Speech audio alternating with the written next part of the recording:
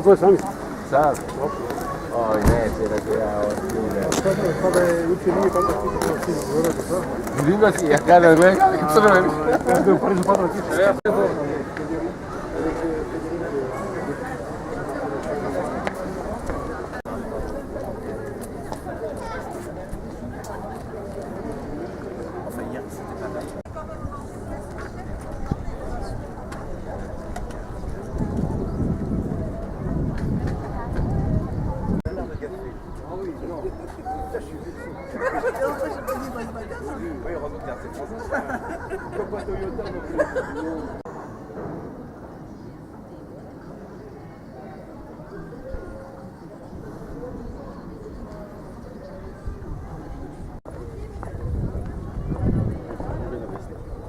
Il fait chaud.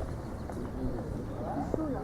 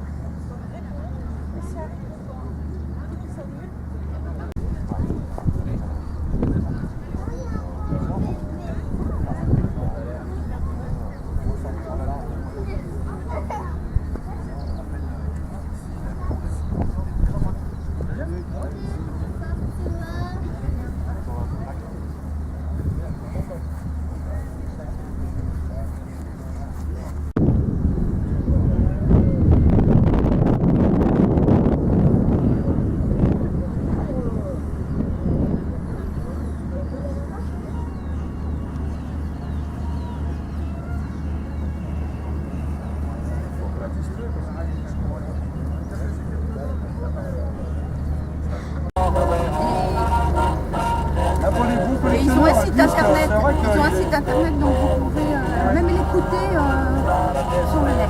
On va faire un tour à Limoges, j'ai ma soeur qui habite à Limoges. Alors si je laisse l'été en vacances, on va aller voir.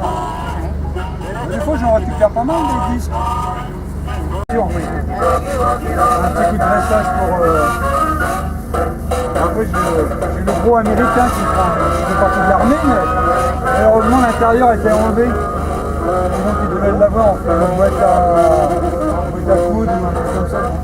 C'est dommage. Maintenant il faut que je retrouve tout ce qu'il y a dedans.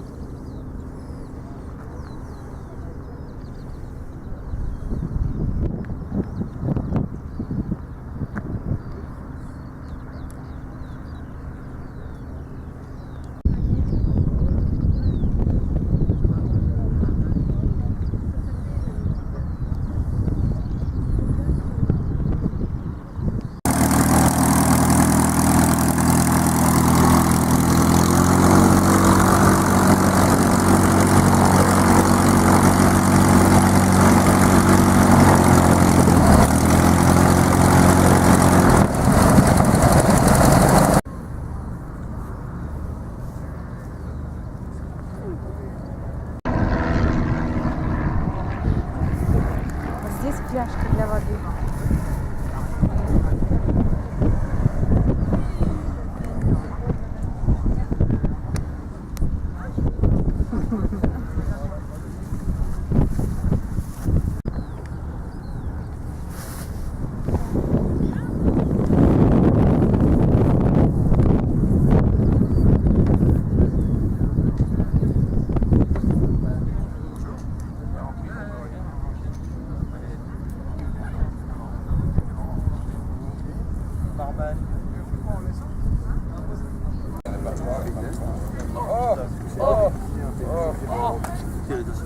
La couleur de Dieu.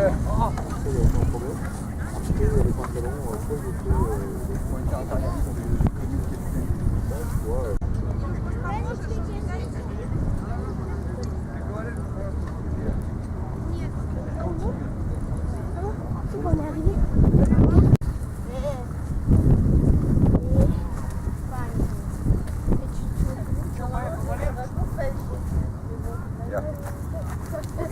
Ah, c'est mignon, je vous laisse.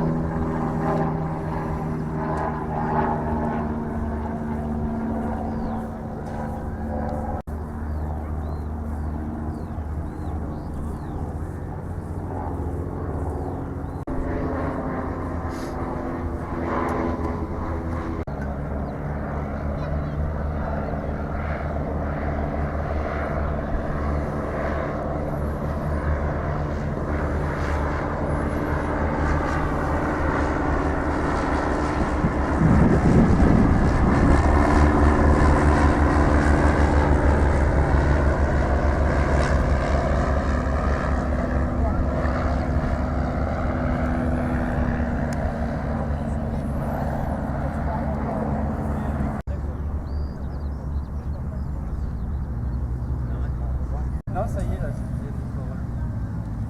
Il n'y a rien dedans. Elle était bonne la vodka. Ah, il y a le camarade, moi je chantais moi, alors j'ai dit alors. Mais ils chantaient pas, ils sont nickel. Pour dormir,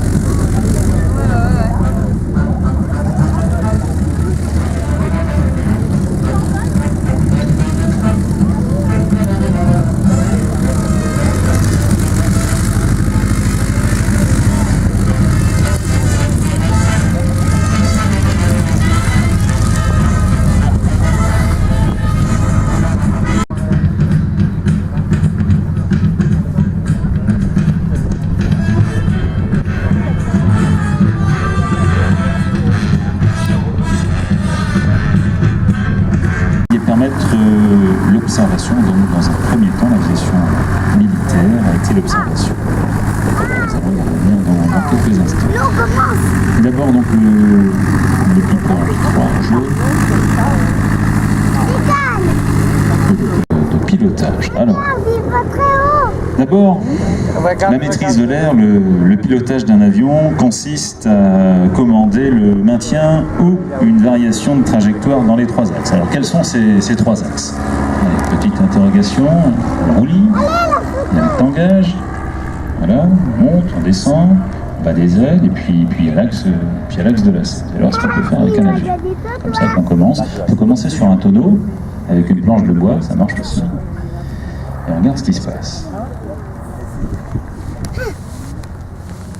Donc avec un Piper J3, c'est un avion simple, minimaliste, un avion qui vole bien. À l'intérieur, il n'y a rien.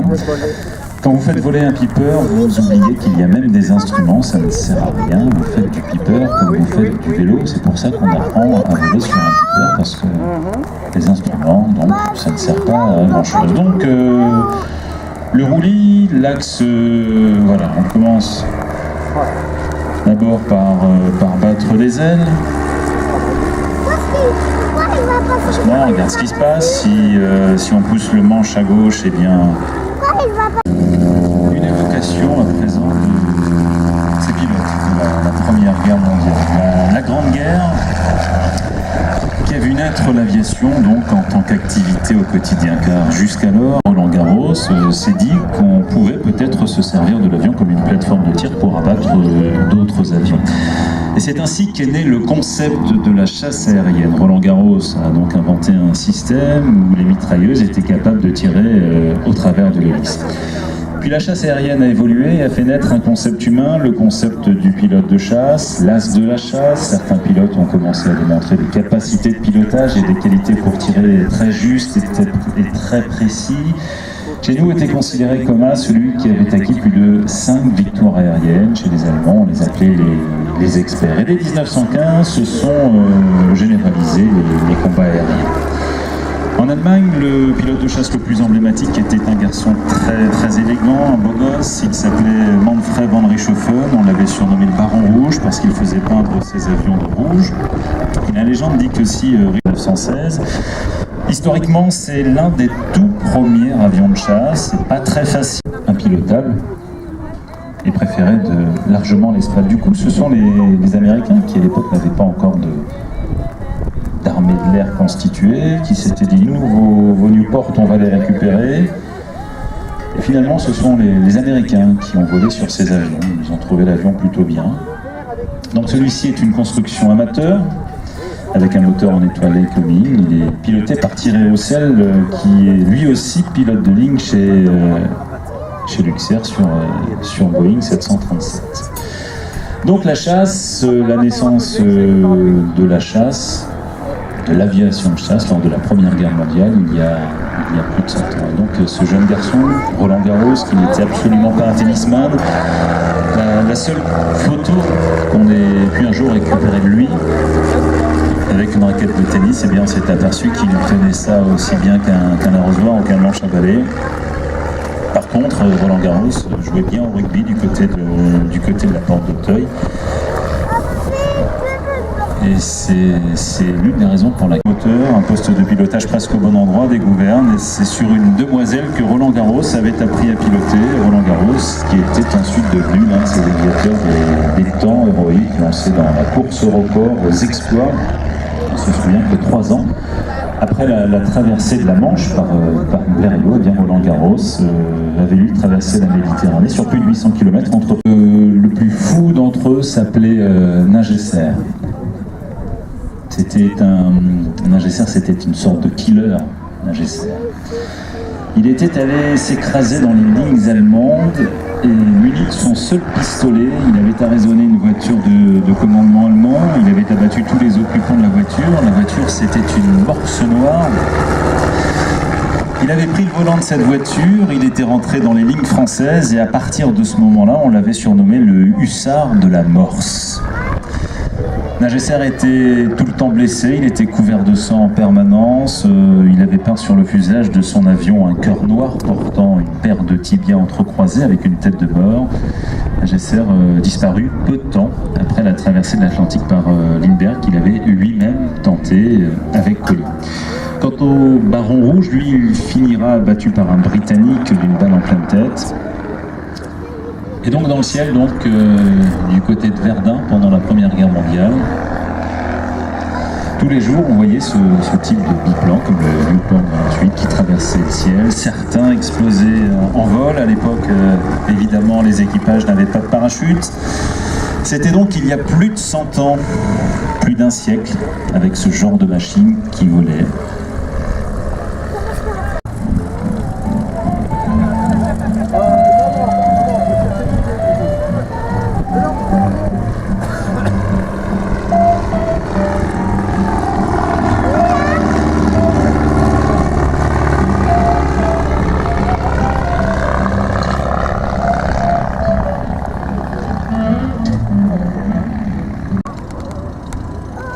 Ils avaient l'habitude de se retrouver à un centre de Paris, à l'époque déjà chez Maxime. Ils rentraient chez Maxime, ils cassaient tout, les plus belles filles forcément. Et c'est ainsi qu'est né le mythe du pilote de chasse.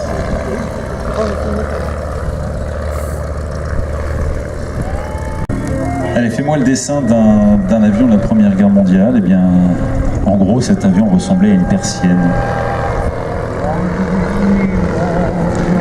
Premier avion à avoir des ailes cantilever, structure des ailes tellement solides, tellement rigides que pouvait se passer des là. Une structure ensuite reprise par Juncker. D'or, mort à 23 ans, après 23 victoires officielles, il en avait probablement beaucoup plus. Plus de 80, car à l'époque, il fallait au moins 3 témoins pour que ces victoires soient homologuées. René Dorme, qui prenait beaucoup de risques, lui aussi, c'est ce qu'il avait d'ailleurs fait en juillet 1915. Il venait d'avoir son brevet de pilote militaire en poche. Il était allé bombarder les lignes allemandes avec un caudron G4 autour de la capitale. Il voulait partir au combat. Le combat, c'est ce qu'il aimait. Et avec l'un de ses complices, ces deux pistes, on a fêté il n'y a pas très longtemps le centenaire de la bataille de Verdun.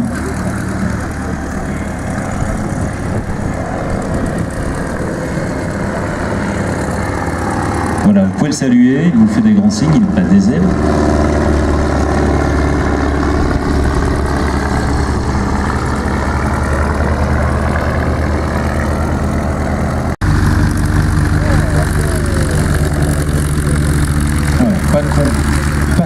Pas très simple, ça va, le vent est dans l'axe. Autre évocation de cette aviation populaire, cette aviation qui a permis, ces avions qui ont permis de démocratiser l'aviation populaire. C'est un avion fait maison, simple, conçu par un Américain, Bernard Piet-Paul, originaire de Cherry Grove, dans le Minnesota. C'est un petit peu la version Vickers, la construction amateur. Un avion construit en 1928, un avion en contreplaqué. Il s'était rapproché des constructeurs amateurs, avait tenté la formule de l'aile parasol, comme sur les Morane-Solier.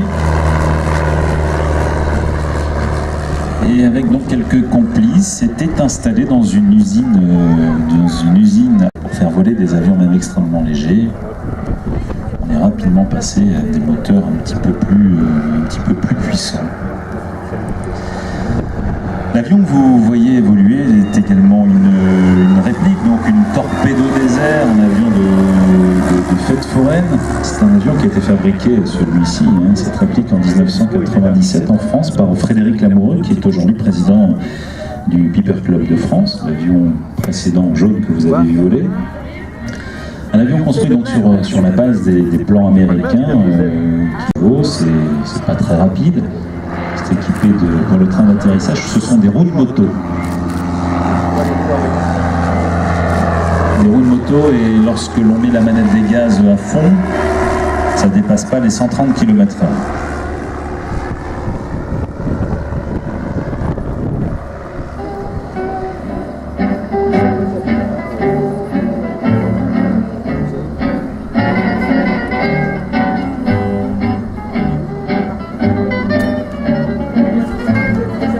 Cet avion appartient à une petite association, deux amis, Rémi et au final vous avez votre kit, votre réplique.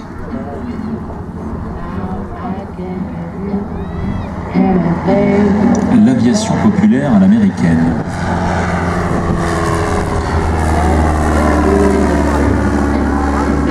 À l'époque, en 1928, lorsque vous souhaitiez acquérir donc, les plans et le kit de cet avion, ça valait 700 $.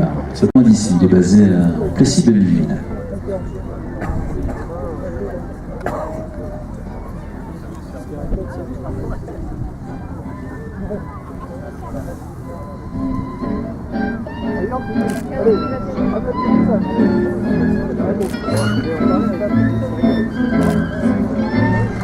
Voilà un avion de fête foraine.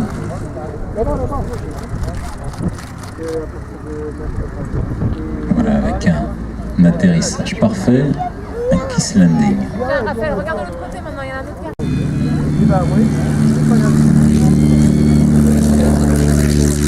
La voltige aérienne à présent. La voltige aérienne, une discipline dans laquelle la France excelle depuis des années, depuis des dizaines d'années, championne du monde dans toutes les catégories, que ce soit en équipe ou en individuel. L'an dernier, au championnat du monde de Châteauroux, les acrobaties aériennes.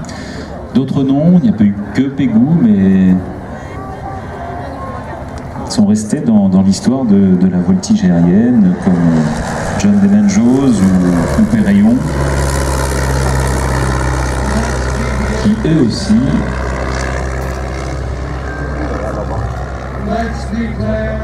étaient... Le Stamp, donc. Le Stamp est un avion belge et nos amis belges sont parmi nous aujourd'hui. Et cet avion, le Stamp, avait été construit à la demande d'une des anciennes élèves de Jean Stamp, Elsa Lezel. Il s'agissait d'un avion de voltige, du début. Et puis l'armée de l'air belge. Ça décroche aller à 55 km/h et on se sent libre lorsque l'on est conduit dans le Stamp. Le Stamp est entré en service en 1900. Et celui que vous voyez évoluer a une histoire toute particulière, puisque c'est le premier avion qu'ont acquis les frères Collineau, Frédéric et Alexandre. Première en matière de voltige, en matière d'un certain Jean Equiel, ancien entraîneur de l'équipe de France de voltige aérienne, et fondateur de l'association des pilotes propriétaires d'avions, qui a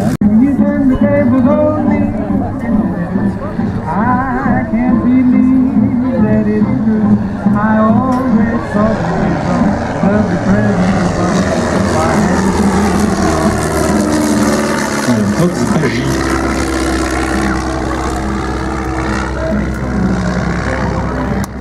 Qu'un manche sera remplacé au profit d'un plus moderne ou même simplement que la puissance d'un moteur soit modifiée. À l'atterrissage donc,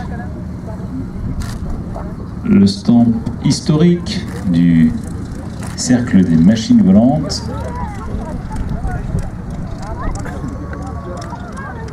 Piloté.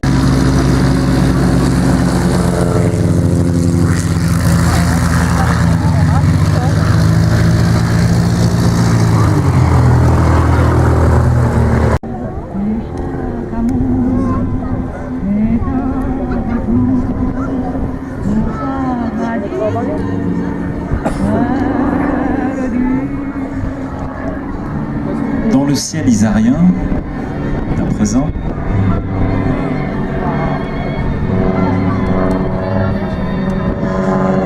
un Bucaire 133, le Stradivarius de la voltige aérienne.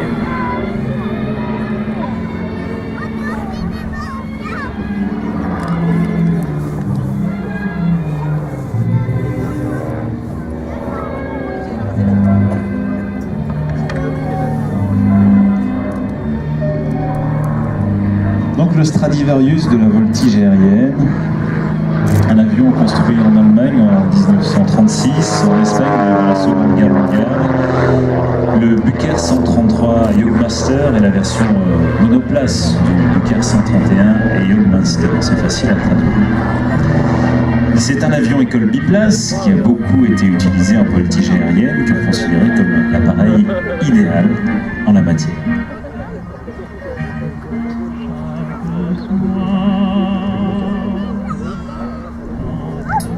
D'ailleurs, de nombreuses armées de l'air en font l'appareil d'entraînement idéal à cette voltige aérienne. Moteur en étoile Siemens 260 chevaux, moteur alimenté en vol inversé.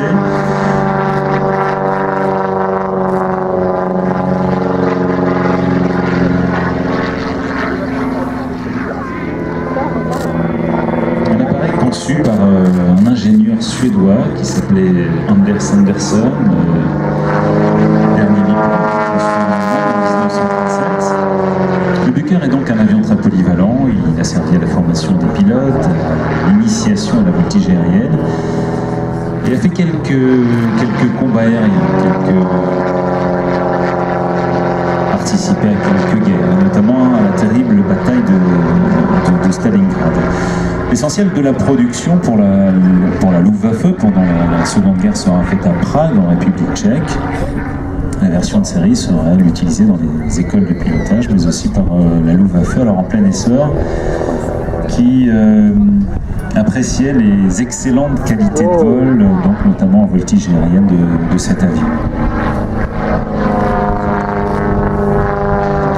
En version Jungmann, sur le Master, 5 exemplaires de cet avion ont été fabriqués, dont 3000 en Allemagne.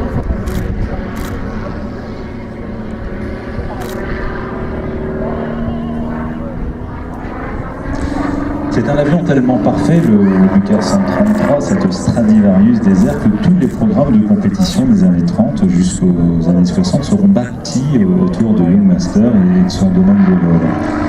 C'est le comte Aresti qui avait posé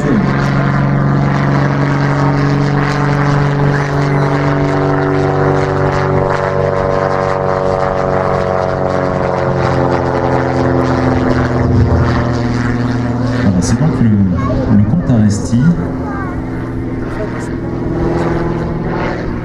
qui avait posé et créé les premiers programmes de voltige. Eh bien, il s'était basé sur le domaine de vol de cet avion pour les États-Unis.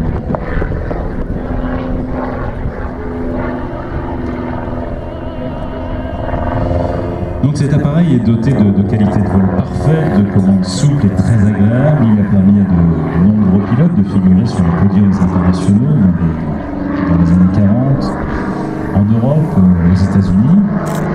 Il excelle partout le Bucher dans les passages bas,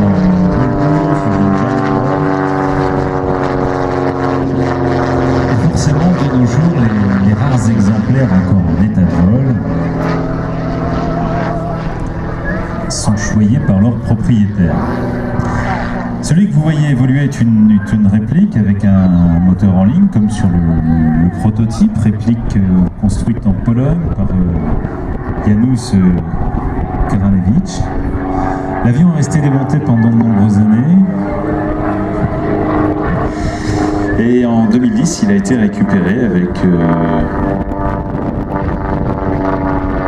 quelques modifications initiales avant d'être revenu en état.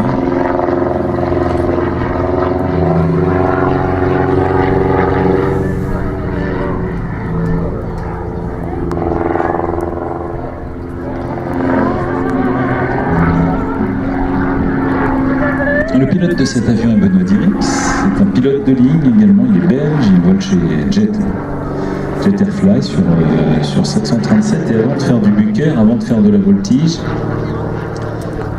Benoît faisait du modèle réduit. Il faisait du modèle réduit, de la voltige à un haut niveau de compétition avec des modèles réduits. Il s'est dit tout simplement, si ça marche, si je me débrouille bien en modèle réduit, le jour où je serai vraiment dans l'avion, ça devrait marcher de la même façon. Et c'est ce qu'il a fait. Benoît, à bord de son Bucher 133. Et quand on monte dans un Bucher, eh bien, on prend son temps pour ne rien abîmer. Une fois assis, Le tableau de bord est tout petit, tout près de vous surtout, il est à peine...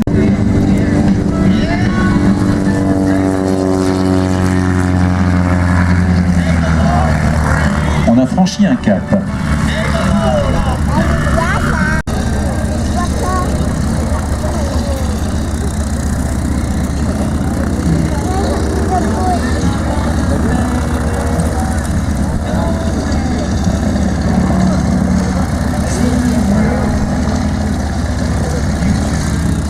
Bon, rassurez-vous, il y a un grain qui s'approche gentiment du terrain, mais ça ne durera pas. Ce ne sont que des passages pluvieux.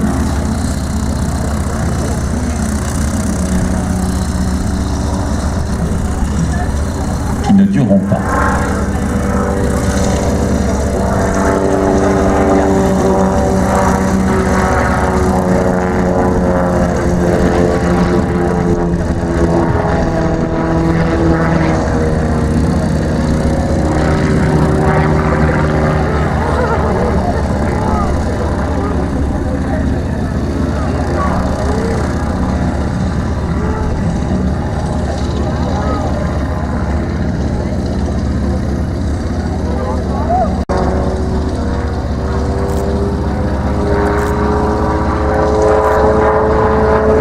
Cette évocation des années folles, on va dire, de la voltige aérienne, à présent un avion américain, le Pitts. Le Pitts, c'est un biplan conçu par Curtis Pitts, qui voilà pour la première fois en 1944.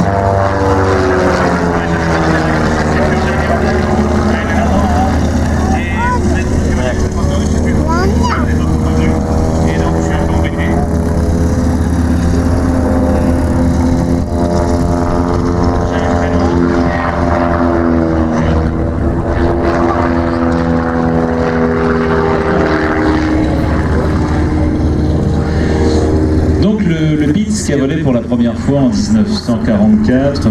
Curtis Pitts était un pilote agricole à la base. Il avait commencé par fabriquer un petit biplan de construction artisanale propulsé par un tout petit moteur de 55 chevaux. Un biplan dont la puissance aura augmenté au fil du temps avec une motorisation qui passera progressivement de 100, 150, 180 et 260 chevaux, 4 fois plus qu'à l'origine de l'avion. Curtis Pitts était né à Americus en Géorgie, une petite ville qui abrita une importante école de pilotage de l'armée de l'air américaine. Et c'est donc à Americus que Curtis Pitts a construit son premier avion en 1932 sur la base d'un simple manuel de pilotage. Curtis Pitts, eh bien, il adorait voler, il adorait la voltige, il s'était fait embaucher comme menuisier dans une compagnie de chemin de fer. Il avait pris ses premiers cours de pilotage sur un il était fasciné par les biplans de type Great Lake ou Waco et autres Bucker que vous avez pu voir évoluer juste auparavant. Et en 1942, il s'était mis en tête donc de construire son propre avion. Et 3 ans plus tard, le premier Pitts spécial s'envolait, un petit biplan de 230 kg à vide, emmené à grand-peine par les 55 chevaux d'un moteur à Lycoming. Puis Curtis Pitts allait s'intéresser aux courses de pilote, tout en poursuivant évidemment ses activités d'épandage, agricole. C'est d'ailleurs Curtis Pitts qui a converti les premiers Boeing Stearman à l'épandage agricole. Au fil du temps, il a amélioré la voilure de ses avions avec des profils symétriques pour améliorer les performances en vol inversé. Alors que revient se poser le Bucker.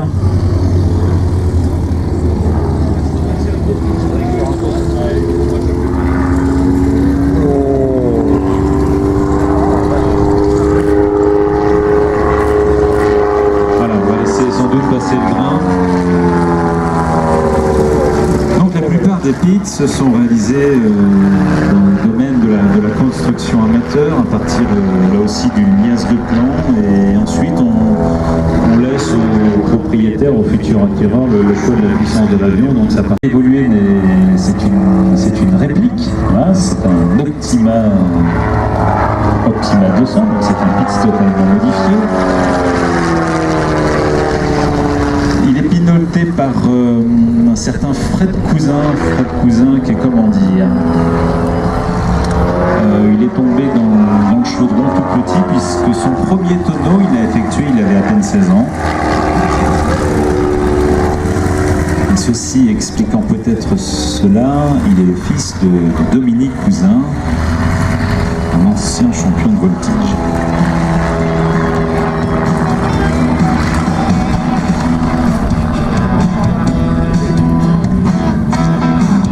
Fred Cousin n'est pas pilote professionnel, c'est un pilote qui fait des lignes droites. Et il fait des tonneaux, des boucles et de la voltige en Pitts. Il a lui aussi fait de la compétition au niveau des championnats de France Espoir.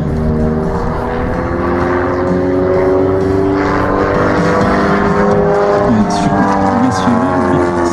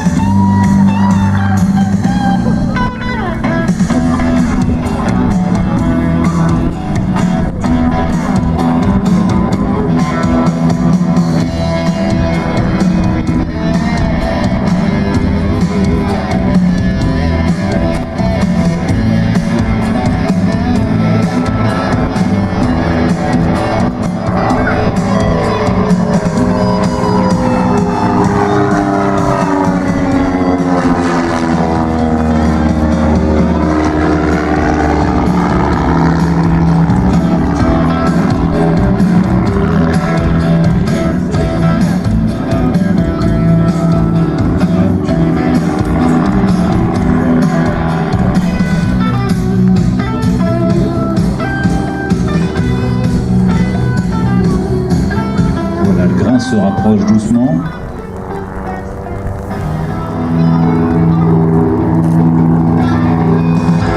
Mais ça va pas durer. Il faut se rassurer, il faut être optimiste, Pierre. Toujours.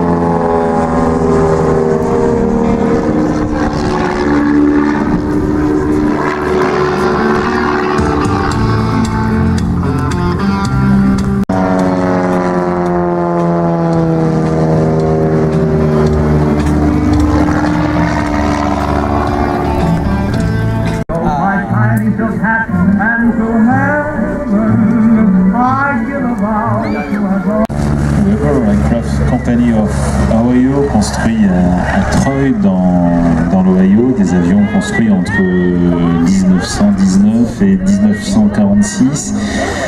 Société qui a produit de nombreux avions extrêmement fiables, extrêmement pointus, extrêmement robustes. Des avions qui ont fait le succès des services postaux. Et on peut le dire, ancêtre en quelque sorte des premiers avions d'affaires.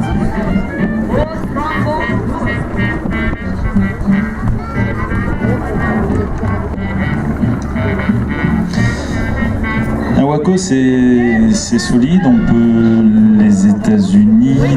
aux États-Unis dans les années 30, lorsque on évoquait il y a quelques instants les romans de Richard Bach, on a beaucoup utilisé ces avions pour les balades du dimanche, sur les terrains d'aviation, car dans un Waco il y a 3 places en fait. Le pilote est à l'arrière et puis à l'avant vous pouvez mettre 2 passagers assis l'un d'un côté de l'autre, donc pour les vols touristiques aux États-Unis c'est parfait. Donc cet avion a été construit en 1928, il fait partie de la première série des Waco à aile droite. Et puis l'année suivante, ils ont été modifiés. En fait, c'est une demande de privé, on a beaucoup utilisé cet avion pour ce que l'on appelait les barnstorm monstres. Donc ils ont été remotorisés, au début faible motorisation, avec des petits moteurs de 200 chevaux. Et puis on est monté jusqu'à 450 chevaux. Il y a eu des versions militaires vendues au Mexique, au Brésil, avec une mitrailleuse. Des avions donc, qui ont servi à différents usages. Ils ont servi à la voltige, au loisir, à l'épandage agricole, à la reconnaissance aérienne également pendant la Seconde Guerre mondiale. Et à l'école du début, école de formation. Entre 1939 et 1942, Waco a construit plus de 600 modèles de cet avion que vous voyez actuellement évoluer. Donc motorisé par la suite avec un moteur Jacob de 300 chevaux, le même que sur les Morane Saulnier 305. Celui que vous voyez évoluer a été acheté à Reno dans le Nevada. C'est une réplique aussi, c'est une réplique, mais c'est une réplique tellement parfaite que ce Waco a été classé en France, dans le registre français, en avion de collection. C'est un avion qui est relativement lourd. Lorsque vous réduisez totalement la vitesse, eh bien, ça pèse 850 kg à vide, un peu plus de 1300 kg à pleine charge. Vous avez une autonomie de grosso modo 5 heures de vol, mais c'est pas fait pour faire du voyage, parce qu'au bout de 5 heures de vol, à moins d'être une frite, vous êtes complètement imbibé d'huile. Il ne faut surtout pas au démarrage d'un Waco pencher la tête d'un côté ou de l'autre. Vous restez bien dans l'axe de la cabine. Sinon vous êtes totalement imbibé. Mais quand on est dans un Waco, ça sent donc bon l'huile. L'idéal, c'est de voler le plus bas possible, même si c'est interdit, et de faire de la balade. Ça pose extrêmement court, à peine 250 mètres, ça décolle aussi extrêmement court, et ça décroche quasiment pas un Waco.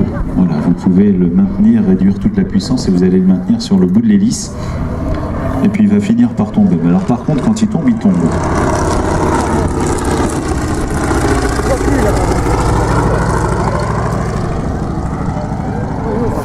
Donc une réplique, l'autre, ça se pilote de l'arrière, on fait des passages.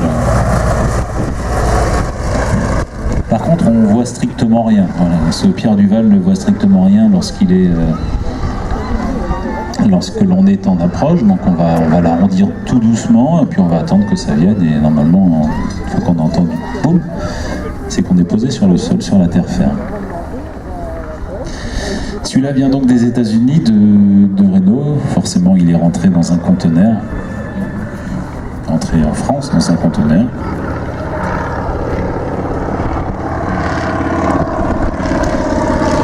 Et c'est vraiment l'aviation des romans de Richard Bach. Le Waco. Il y en a un deuxième ici, basé,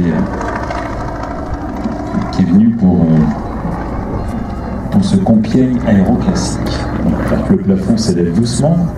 La visibilité, l'aviation américaine des années 30, l'aviation pragmatique, la belle aviation sur des machines totalement polyvalentes. Voilà.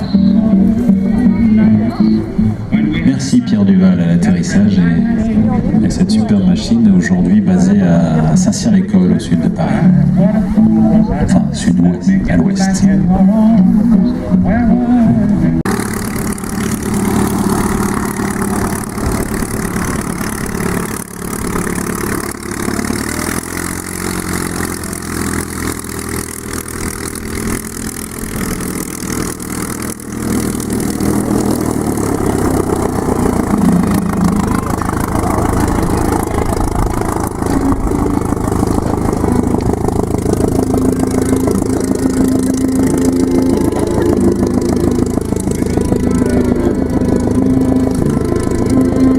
Américaine, retour à cette aviation allemande. 80 ans et toujours dans le vent. Au décollage, un Bucaire 131 et encore en état de vol. Un biplan de caractère, ce Bucaire 131. Appareil donc conçu par un ingénieur suédois qui s'appelait Anders Andersson. Dernier biplan construit en Allemagne en 1935. C'est un avion extrêmement polyvalent. Avion qui a servi à la formation des pilotes et à l'initiation à la voltige. Il a fait quelques guerres et a notamment participé à la terrible bataille de Stalingrad.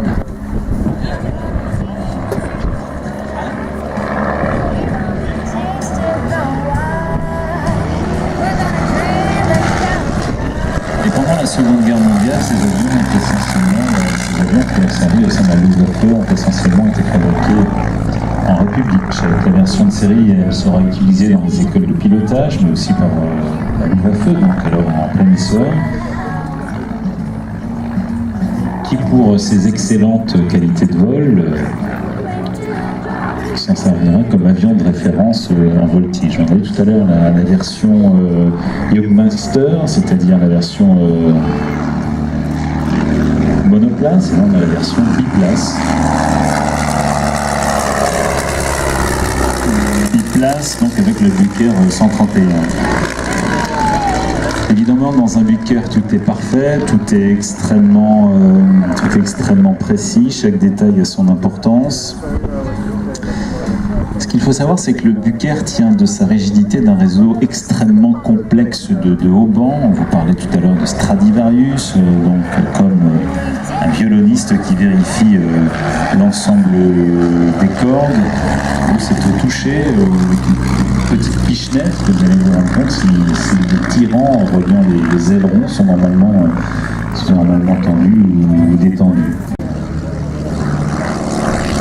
Un pilote avec les fesses, un pilote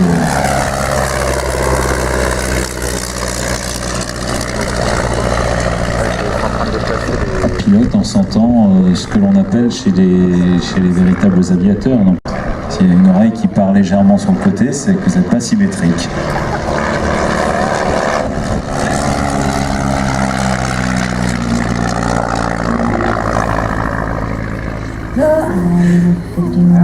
Voilà, si vous avez des cheveux, ça marche aussi. Puis comme vous n'en avez pas, vous vous penchez. N'est-ce pas, Pierre ?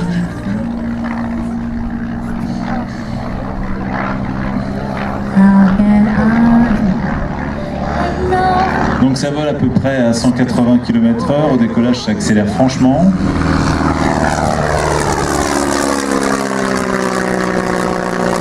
En moins de 200 mètres, vous êtes en l'air et puis ensuite on se laisse aller. Et donc, ce formidable biplan est un formidable voltigeur, pas parce que ces avions sont extra, mais du nom du fabricant Extra Walter Extra.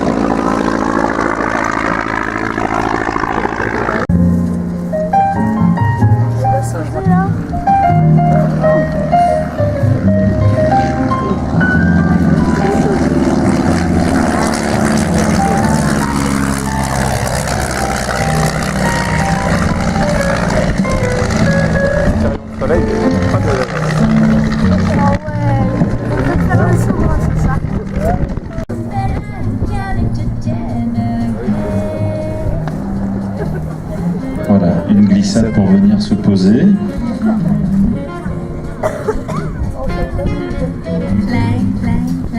Au petit soin. Voilà, maintenant on pose la roulette de colère. Doucement. Soviétique, Yakovlev, à l'occasion donc de rendre une nouvelle fois hommage aux Normandie Niemen.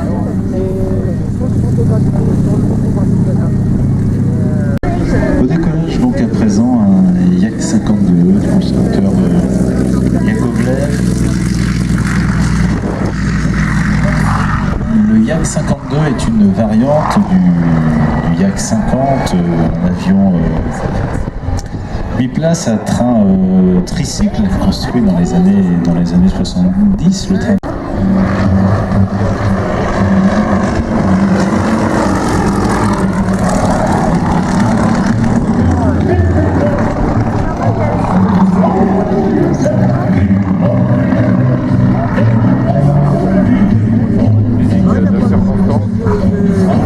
aujourd'hui piloté par Dominique Lucas,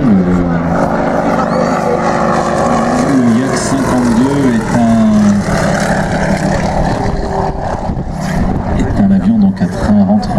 et qui va vous permettre d'effectuer de nombreuses manœuvres.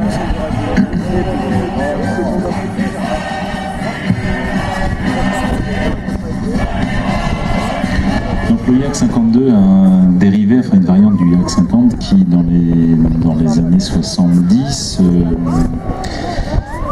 a permis aux équipes soviétiques en matière de voltige de se hisser sur les plus hautes marges du podium dans les compétitions internationales.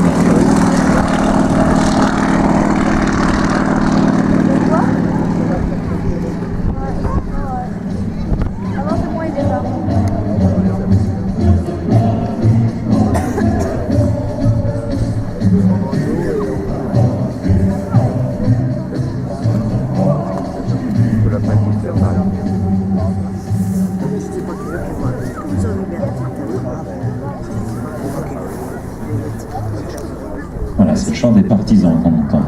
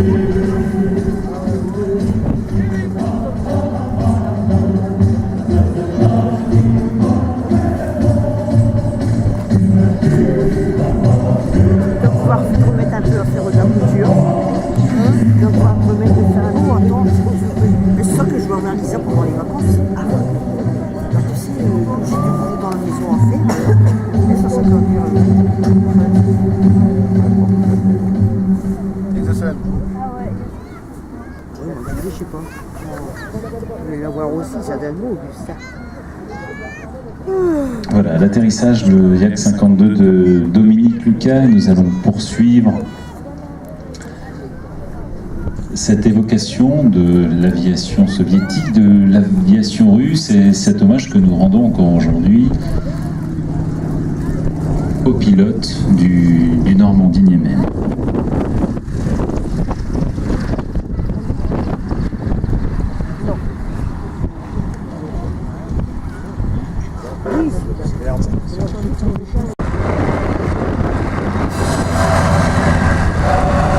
Donc à présent, l'hommage aux neuneux, donc ces 14 premiers pilotes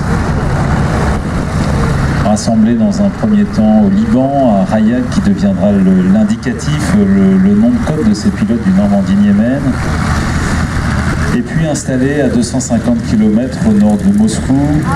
On leur avait donné ces avions, on leur avait dit voilà, il va falloir vous y habituer, il va falloir apprendre à piloter, et en quelques jours, trouver ces avions extrêmement robustes, extrêmement simples.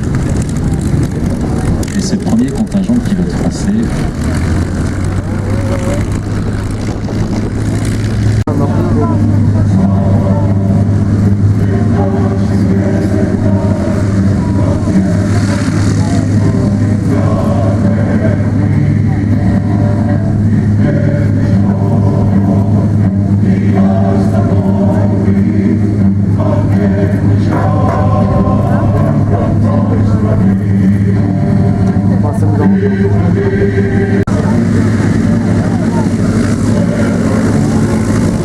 voilà, au décollage, les Yak 3 du Normandie-Niemen. L'honneur des cocardes, Donc la première bataille qu'ont effectuée ces pilotes du Normandie fut la terrible bataille de Course. Plus d'une centaine de sorties, des radios, on les entendait distinctement donner l'alerte lorsque ce Yak 3 du Normandie décollait, lorsque ce Yak 3 était en approche. Arthur François Jean Tulin, qui s'est porté disparu en juillet 1943, le 17 juillet 1943, près de Rennes.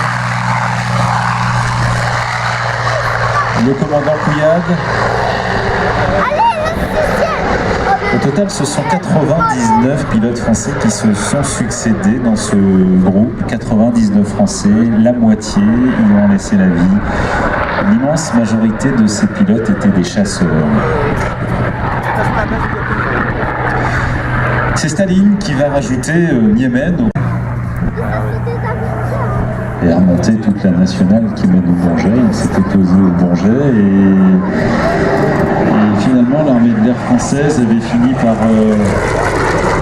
récupérer ces Yak 3 alors que Staline leur avait dit écoutez, vous pouvez partir avec, voici le... Eh bien non, l'armée de l'air française avait récupéré les avions. Pas très sympa pour l'époque. Le Normandie-Niemen, l'escadron aux quelques 300 victoires. Il y a eu donc dans cette escadrille, initiateur du parc d'attractions aquatiques, le Marineland d'Antibes.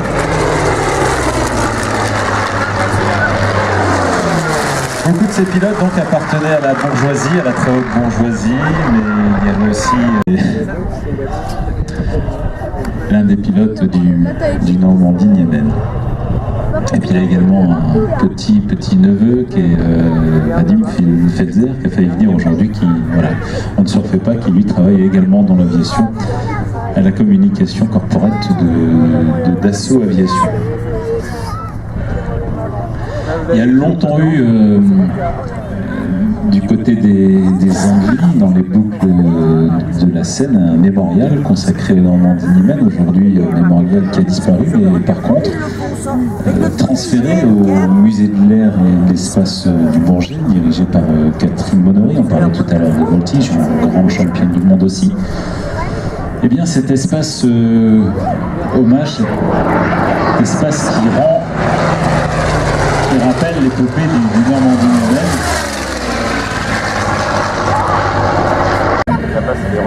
Sur un petit terrain des États-Unis, la fille de Georges Chauveau, à qui appartient cet avion, sa fille qui faisait des études, j'ai rien du tout, est-ce que tu fais un chèque quand même, j'ai rien. C'est ainsi que Georges Chauveau a récupéré. Des fois, les travaux ont duré près de 5 ans.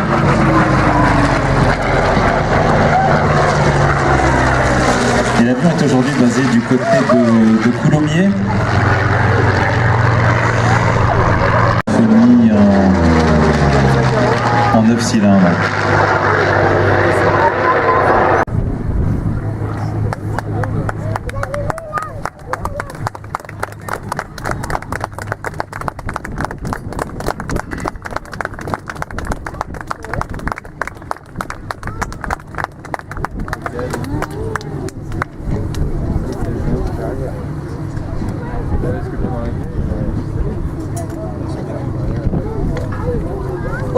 On va se faire fusiller.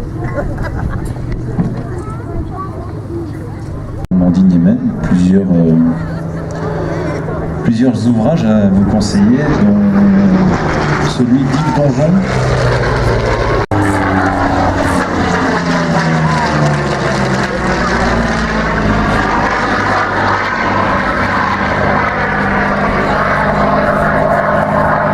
Ça s'appelle le pilote oublié du Normandie-Niemen.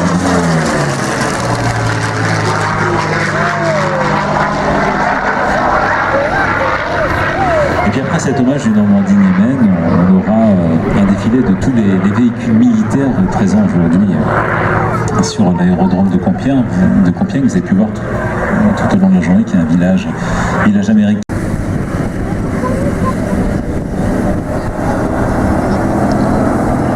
Donc oui, gros plan sur ce pilote quimpérois et ce livre écrit par Thierry Roy. Maurice Bon qui s'était engagé dans l'armée de l'air peu avant.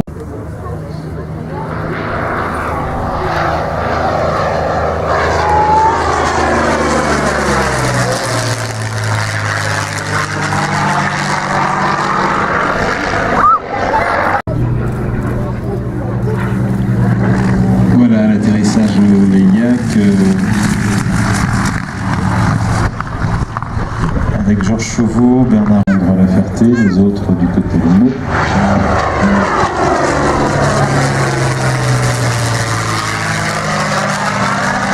Voilà un dernier passage pour voir s'il fait meilleur au sol qu'en l'air. Donc on passe d'eau et on s'aperçoit qu'on voit le sol, donc c'est qu'il fait beau.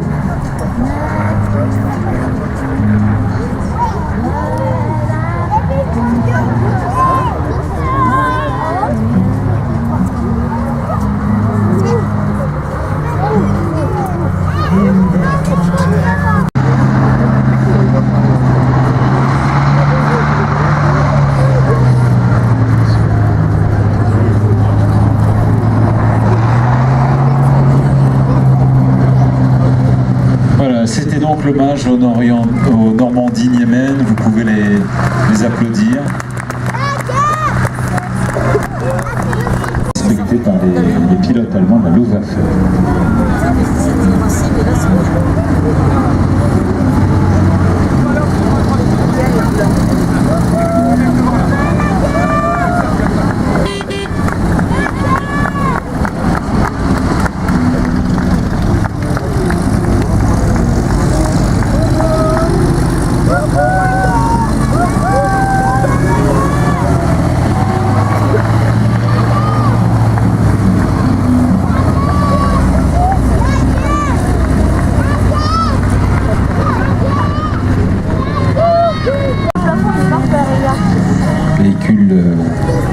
Forcément, il y a de la Willys, la Jeep, et puis également des véhicules allemands.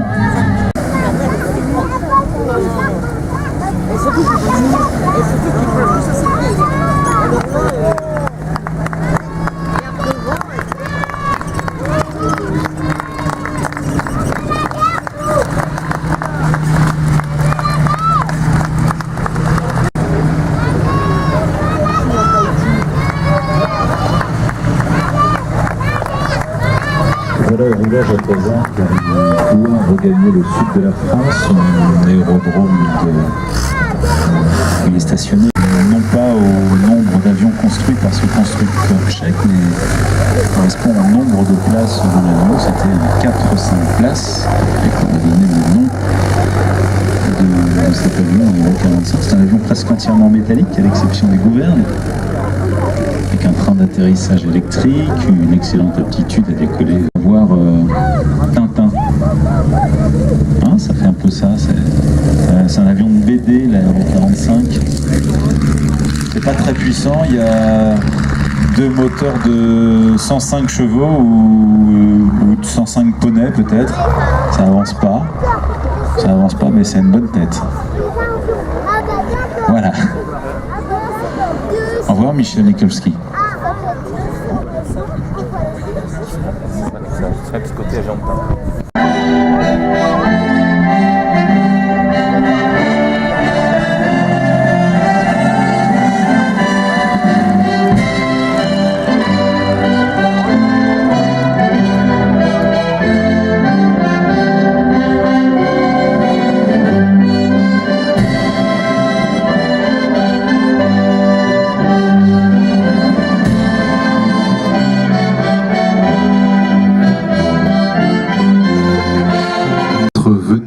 Malgré cette météo un petit peu capricieuse, aujourd'hui c'était meilleur hier. Merci à l'association Le Cercle des Machines Volantes d'avoir pu rassembler autant de si belles machines, autant de...